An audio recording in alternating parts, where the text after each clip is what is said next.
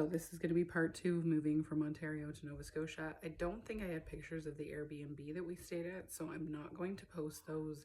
But we got through that. We did get an offer on the house that we accepted, and we did find a house in Nova Scotia, the one that we're in now, that we did offer in on. And so I'm going to, again, show you pictures of the house we left. We hired a moving company. So this is where some of our drama started. So I hadn't moved across country before. We'd always been in the same province. We had been able to rent a moving truck ourselves. We had had friends help us. We had family. We had never had to rely on a moving company. Now, if you have, you've probably heard some of the horror stories of people who have used moving companies and just how badly that has gone. So I started Googling moving companies in the East because I wanted to use a company that was out from where we were going to the East Coast. So I wanted to use someone that was used to the area, someone that knew the area, was from the area. So when we were out here, if there was any issues, we could contact them. So I contacted someone, and at the time, because of the way that their website was and the contact information, anything, I didn't realize that this person just contracted out to other movers. It wasn't an actual company themselves. They took the booking and then they booked through other people who were going to do moving for individuals, families, businesses, whoever. So they would book a truck for us. So this man was very kind, very friendly, very good to deal with. I did have a couple of issues getting back and forth with him in phones and emails and stuff like that. But given what was going on at the time, and there were a lot of people moving at the time, and there was a lot going on with COVID, there was a lot going, there's the kids screaming in the background over their video games. Somebody won, so it's exciting. But nothing major, nothing that was like a red flag. So he organized the date. He's like, well, I haven't heard back from the truck, the driver. This was the only red flag.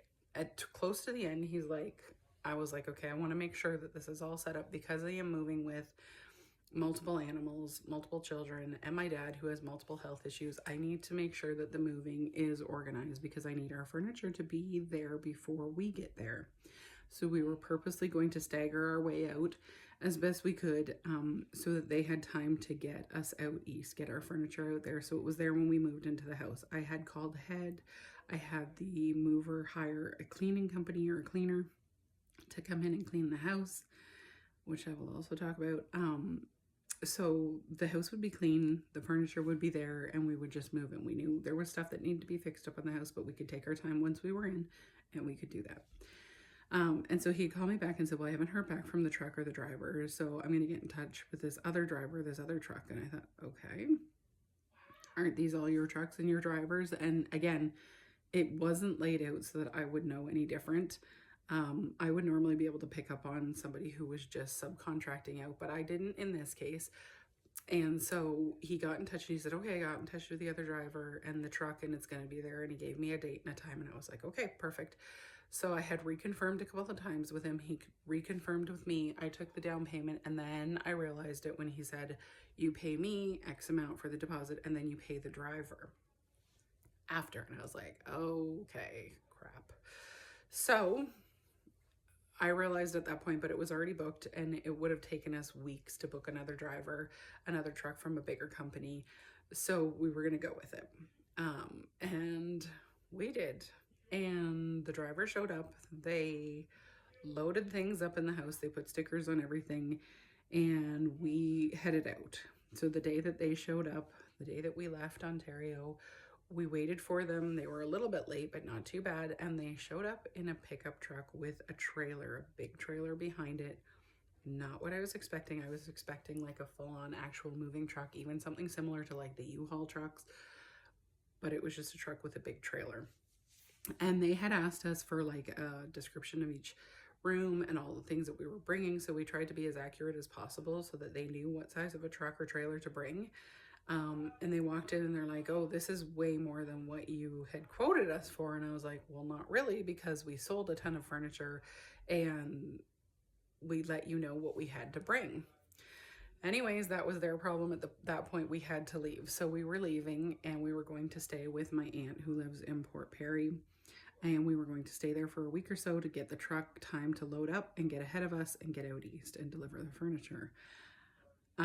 And I'll pop up some pictures of our stay in Port Perry. It was amazing. My aunt is awesome and she has a very nice house, so she was able to accommodate us, and thank goodness we got to spend some good quality time with her, which I'm very, very thankful for. I will be forever thankful for. But this is where all the issues started.